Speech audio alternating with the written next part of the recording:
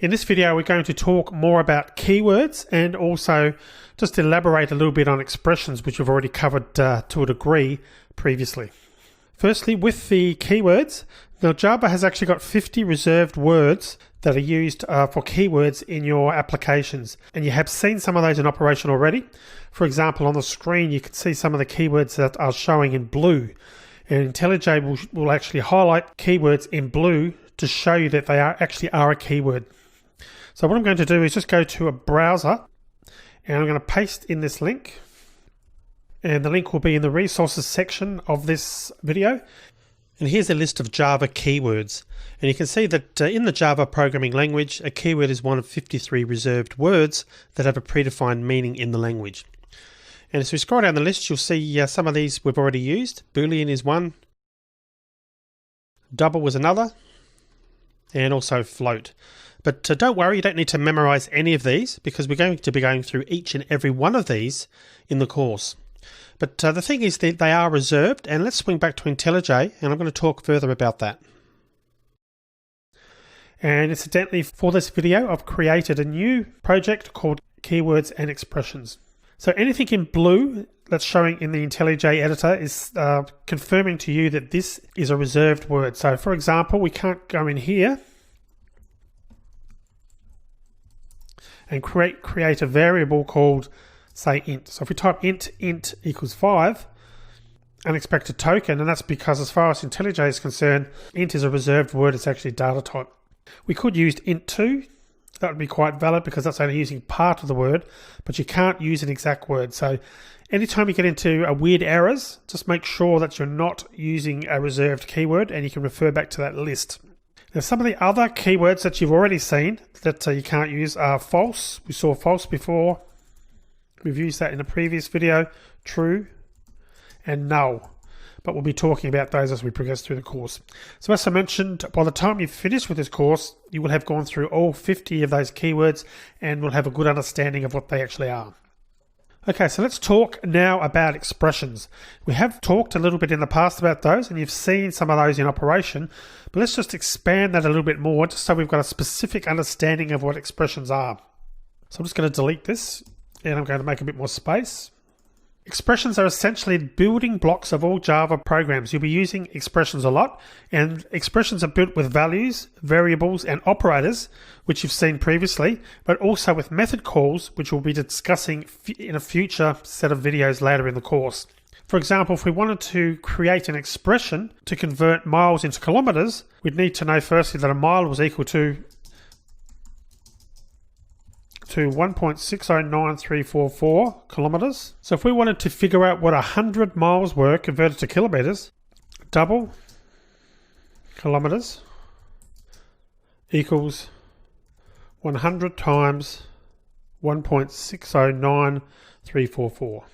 So that would be a valid statement. So for that line, the actual expression is this component of the entire line. So the data type does not form part of an expression, but everything else on the line typically forms or is part of the expression. So the expression component is variables, values, and operators. All of those used in this case. We've got a variable kilometers, we've got values like 100 and 1.609344, and of course operators, equals, and multiplication. So that's an expression, this component of the line. By adding the data type, we're creating a valid Java statement, the combination of that and also the semicolon on the end of the line as well. Some more examples of expressions. We could have something like if high score equals 50, as we've done before. And we're getting an error because I haven't defined that variable. So I'll just define that.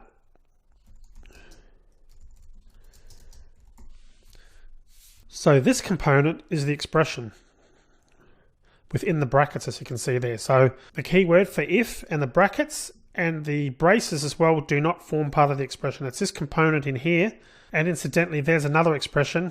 The expression is quite valid as well with a literal value as it's got there with the number 50. And finally, another valid expression is this component here. So the component within the brackets is also an expression.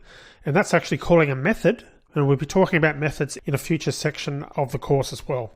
The main idea is just to get your head around what components of the entire statement or the entire line is an expression and what an expression actually is. Again, just a confirmation, we're defining a variable. The entire line minus the semicolon at the end and the data type is the expression. So that's that component there. Or if with a literal value, that's the component there minus the data type at the start and also the semicolon. If you've got a control statement, control flow statement, and we'll be talking more about those also in future videos, the component in brackets is the expression. And if you're using a method, and again, methods we're going to be covering later, but anything in the brackets essentially, that is also an expression as well. So now that you know that, I'm going to clear this off. Now that it's off the screen, and my challenge for you is as follows.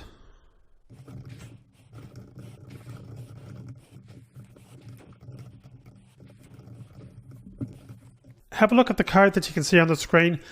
Write down what components of the lines that I've entered there are expressions and come back and check your results after you've had a go at it. So how did you get on? Did you figure it out? Let's go through and talk this through. So the components that are expressions, firstly, in the first line, the score equals 100 component is the expression, remembering that a data type and also the semicolon to end the line are not part of the expression. In the second example, the if score greater than 99, well, the part in brackets is also an expression. So the if, the braces, and the brackets do not form part of an expression. In the next case, where we're printing out to the console, the component that's in between the brackets, in the double quotes, is the expression. The final example here, score equals 0, that is also a valid expression as well. So did you figure all of those out? Congratulations if you got them all. So that's expressions, and you'll be seeing expressions and keywords in use a lot more in future videos. But speaking of future videos, in the next videos, we're going to be discussing statements, which we touched on briefly here. Also, what white space is and the use of indenting. So I'll see you in that video.